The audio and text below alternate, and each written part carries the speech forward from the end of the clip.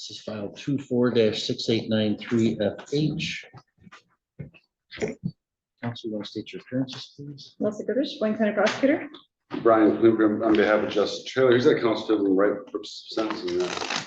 Right, and here, so resisting, obstructing habitual second, and OWI first, and DWLS second. Have you had a chance to review the report and recommendations? Yes, sir. Any additions, corrections, or scoring changes? No. And Ms. Goodrich, the guidelines are scored 7 to 28. Any additions, corrections, or scoring challenges from the people? No, Your Honor. All right, and we had the pending contempts. Probably should just dismiss those at this point. I mean, I had revoked his bond anyway, so we'll dismiss the pending contempt citation. Anything you want to say with regard to sentencing? I do. And I took to heart, I think the court had expressed just some concern of what it was going to take to get through Mr. Taylor. I think the words were, I gave him 9 months last time. That didn't seem to work. And I don't know what to do with that, but I think I understood what the court was trying to get at, and I understand the court's job. It's obviously not so different than mine. We kind of have the goal of making people better. If the goal is rehabilitation, if the goal is punishment, of course, it's a different goal. But I look at this a little bit differently now. Obviously, Mr. Taylor just had an R&O that the court gave him 9 months on. But when I looked at that case, I wasn't involved in that case, but I was looking at it. I was looking, well, let's posture a little bit differently. Because the predicate underlying offense in that case was an assault strangulation, which is Class D, high severity felony conviction. I'm not prejudging anything about that case. I didn't know anything about it. Wasn't involved in it. The R&O in that case was a little bit different. When Mr. Taylor's hiding underneath the house, and the police had to make efforts like get a dog out there. I think that, and you and I have discussed this on the record, there's R&Os and then there's R&Os. I think You're that suggesting the underlying assaultive context would have affected the sentence, and it wasn't entirely just the conduct with the law enforcement. I think, yeah, I think that everything kind of plays into it because, and that kind of dovetails from an argument, underlying context, the context of why the police were interested in talking to Mr. Taylor here is a drunk drive. It's this predicate underlying misdemeanor in this case. I'm not justifying what Mr. Taylor did, but I do think it tempers differently. In this case, yes, he ran away from the scene of the traffic stop, or when he stopped the car in the parking lot. However, he stopped. He didn't continue to run. He discontinued his efforts to evade arrest, and he surrendered himself to the police with no really further intervention, allowed himself to be handcuffed and taken into custody. I think the two cases kind of are a little bit different. Now, Mr. Taylor, without a doubt, has 8 prior felony convictions and 20 prior misdemeanors, but in his misdemeanors, a large part of them are driving while license suspended, driving a snowmobile while license suspended, driving while license revoked. Not saying those aren't crimes, but they're also not crimes in the century. And I know they all add up, and I know those prior record variables are 77 points. And I also recognize that his offense variables are 36 points, but I asked the court to consider when considering those scores that at least some of the scoring in PRV2 is the scoring that makes up OB13. So it's kind of double counted. And not that it's double scored, there's nothing inappropriate about it, but the scoring makes it look, I think, in my opinion, worse than what it is. At the end of the day, the court's got, I think, a somewhat difficult job of balancing public safety. I know the court does that, punishment and rehabilitation. I think that Mr. Taylor, when I talk to him, that's all I can base it on, when I talk to him, he wants to do the proper things. He wants to be a productive member of society. He wants to raise up, support his girlfriend and her child. He wants to work. It seems like the letters of support, it seems like there's no dispute that he has a good work ethic. He does have some issues with behavioral training and therapy. the one thing that he made note of, and I think this is probably because it's somewhat noted at the jail, is that there's now an incentive to do CBT, if for no other reason to get jail credit, but I think CBT in the jail is obviously a productive program because it's at least changes the thinking. As I understand the program, this was about is thinking about the end result and what people could, how people could be affected by the decisions that you're making before you make them. And I think that's an important step that Mr. Taylor just literally minutes ago said, hey, what do you think about the CBT? I've always been a big fan of CBT. I'm glad that now they're incentivizing it. I've always, even before the incentivizing, I was always about it made sense. I think it helps people think about that there's consequence to every single one of my actions. I still view Justin as a young guy. I know he's been in prison before. I know he's been on probation before. He's been in jail before. Been through the juvenile system. All that being said, he's still at a statutory maximum of a 3-year statutory maximum, 2-year with a habitual third. Only puts him at a statutory maximum of 3 years. My thought is, and I know it's contrary to what Agent Young recommended. My thought is that his sentencing to a year in the county jail incentivize him to do the CBT, allow him to do work programs. I can tell the court, at least my belief is that from when he revoked his bond to today's date, he's had nothing to do but just sit there and think about decisions that he's made and how he can do better in his life. I think he wants to do better in his life. I think his motivation to do better in his life. Maybe MDOC doesn't want to supervise it, and that's fine. But I think that a probationary sentence with some supervision to keep him on the right track, so he still has time hanging over his head, rather than just send him to Michigan Department of Corrections. The court could also do that, not depart from the sentencing guidelines, but it would be a high end of the guideline sentence. And I do know that with 77 points on his prior record variable and on a G offense with 36 points on his offense variables, puts him appropriate for a higher end of the guideline sentence. But I also think that a year in the county, which he hasn't served on RNO, would be more, plus his underlying predicate offense that got the police involved with him on this was a misdemeanor rather than a high severity felony. I think there's enough differences between this and the prior case to distinguish and say, I'm gonna give him more, but I'm not gonna give him MDOC on this one. Now, I might have missed the mark on what the court was trying to guide us to do, but I was trying to differentiate the two and explain to the court why I thought that Mr. Taylor still has rehabilitative aspects in mind with regards to his sentencing. I think he can benefit from. And I think he does want to do better. I think he just has to figure out how to do so. And, the thing I've talked to Justin about, the worst that would have happened, he just pulled over. You got a drunk driver. It's not like it's no big deal, but it's no big deal. With his prior record, drunk driving is not going to kill him. But he's got to separate himself, that disconnect that when he sees a cop, he's got to run. He can't do that any longer. And I explained that to him. But I think the totality of the circumstances does lend itself to a local sanction with programming rather than Michigan Department of Corrections. I think that's the decision that the court's probably teetering with. And I hope that maybe my words have inspired the court to go with the local sanction and rehabilitative goals. Thank you, Mr. Finnan. Mr. Taylor, you don't have to make a statement today, but you're welcome to. Is there anything you want to tell me or no? Yes, Your Honor, I should have been talking, yeah. I struggled, with drugs and alcohol in my life, and I made a lot of dumb decisions that I wish I could go back on. And I've been sober off alcohol over 18 months. I don't want to go back to it. I own my own business. I don't have a full-time job. I have a family I take care of. I'm actually enjoying being sober and drug-free, and that's not something that I chose to go back to. All right, thank you. Ms. Goodrich, recommendations? Thank you, Your Honor. The defendant is 37 years old. As discussed, he has 8 prior felonies and 20 prior misdemeanors. His first arrest was at 14 years old.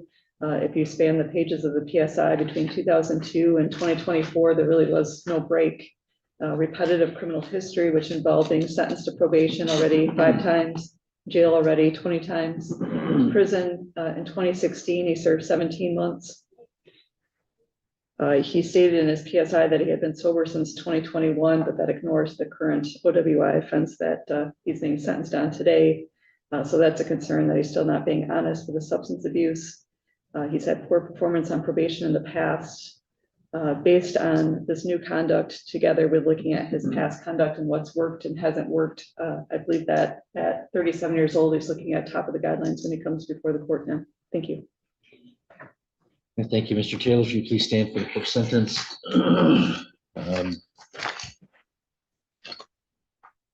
Well, Mr. Taylor, and you do have a significant prior history, and then this offense occurred, looks like only about 4 months after release from your last case, where you got 9.5 months in jail. As your attorney outlined, this was a misdemeanor criminal situation. It was, you know, serious matter for public safety, but given your record, you know, it was misdemeanor trouble. You were in misdemeanor trouble, and you turned misdemeanor trouble into felony trouble. And with your record, it's not too hard for you to turn jaywalking into a prison sentence with your record, right?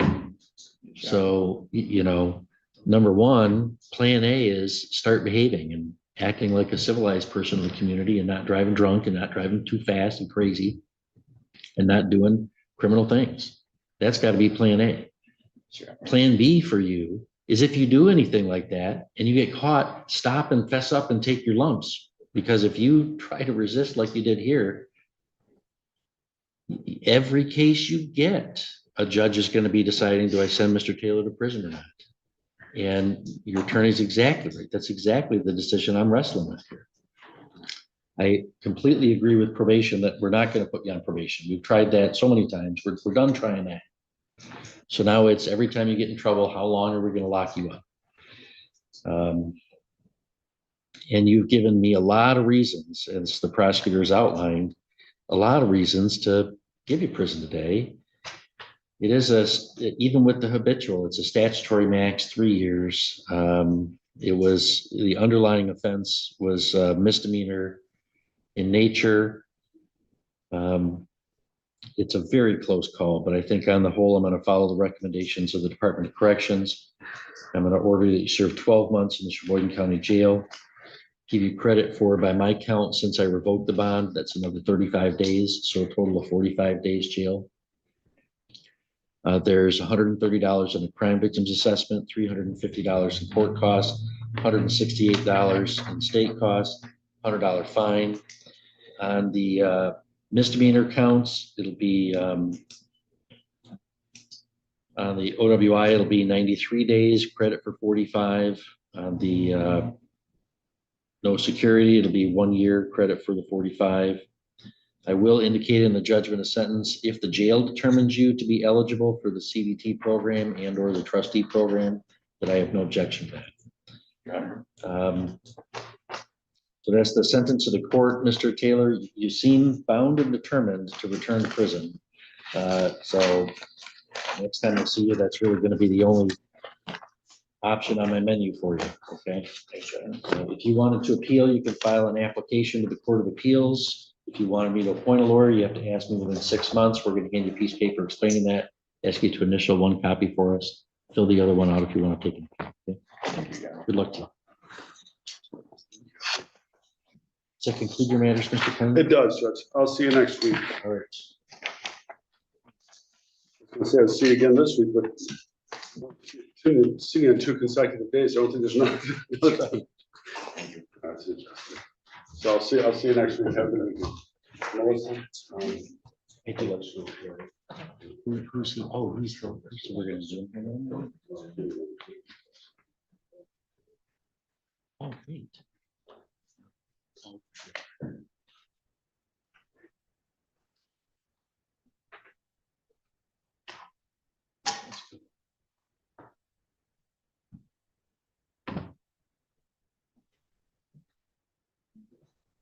Let's go off the record for a second. All right, Miss Elliott, we have sentencing after delay and Mr. Hebblewhite. Yes.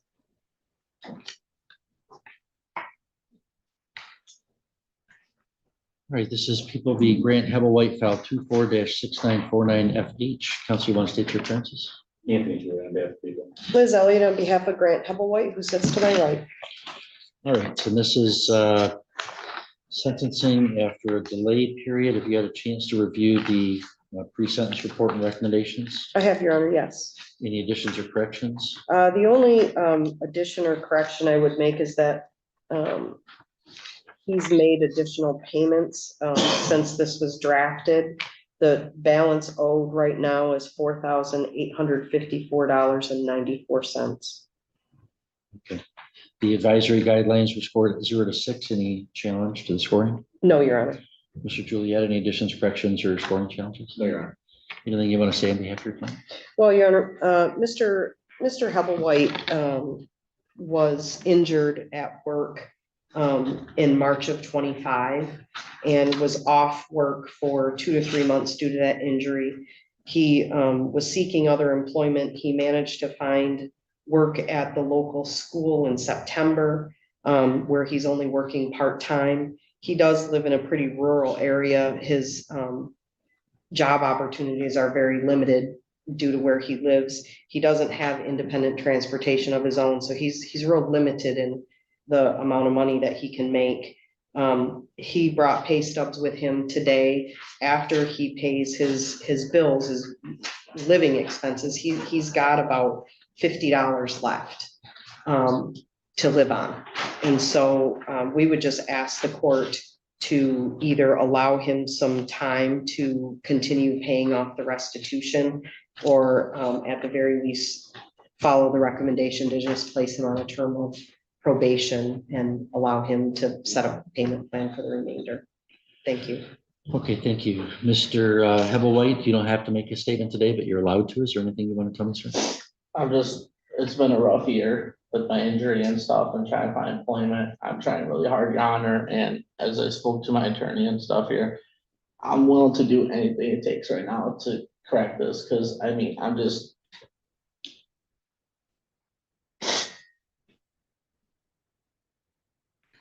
Well, all we're asking you to do is pay back money you stole. I know, So I don't know what you're crying about. I know, I'm just scared, I'm trying really hard, because I mean, that's fair, right? You should pay back what you stole. I understand. Okay, that's all we want to have happen. Mr. Juliet? I would ask the court to revoke the delay sentencing on the underlying felony. He was sentenced on January 7th of last year. Minimal amounts of restitution have been made. It looks like they were all made in May of 25, June of 25, and then July. There were small amounts. This is in my mind, a significant term of the delay was to pay back the restitution. It's still owing in a significant amount. Arguably, there should be some sort of jail sentence in this case. It's not being recommended, but the argument could be made. But otherwise, I agree with the recommendation. All right, thank you, Mr. Hebel-White. Please stand for the court sentence. Well, I think I would have to find that the delay was not successful. You didn't comply with the terms of paying back the restitution from the victim from whom you stole several $1,000s. So the prosecutor's not required to reduce the charge to a misdemeanor as they had offered if you had paid the restitution off. But I don't think that, I mean, the guidelines are 0 to 6. There's no prior criminal record for Mr. Hebel-White. So I think that the probation recommendation is appropriate, proportionate. So we'll enter judgment now on the felony conviction of larceny by conversion over $1,000. For that conviction, I'll place Mr. Hebel-White on probation for 1 year, subject to the terms and conditions listed in the pre-sentence report. Those include the financial assessments that remain due and owing as previously assessed in the amount of any unpaid balance. You have to seek and maintain legitimate employment. And you are eligible for early discharge from probation at the halfway point, Mr. Hebel-White, if you've successfully completed the terms. So we're gonna hand you a piece of paper explaining that process. Okay. And also, if you wanted to appeal, you could do so. If you wanted me to give you a lawyer, I would do so, but you'd have to ask me within 6 months. We're gonna hand you a piece of paper explaining that. Ask you to initial 1 copy for us, so we have a record we gave it to you. The other one is for you to fill out if you wish to take an appeal. So just, you're not going to jail today. And so you just continue on probation. The conviction's gonna enter though. So continue on probation and set up a payment plan through your probation agent, through the court, to get this taken care of. And as soon as you get it taken care of, I'm happy to discharge you from probation. All right, good luck to you. Do you want me to stick around to talk with you or not? Okay. Okay. He does.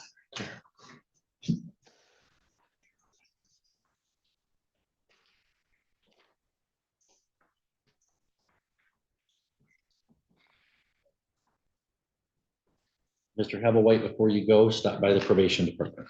Yes, sir.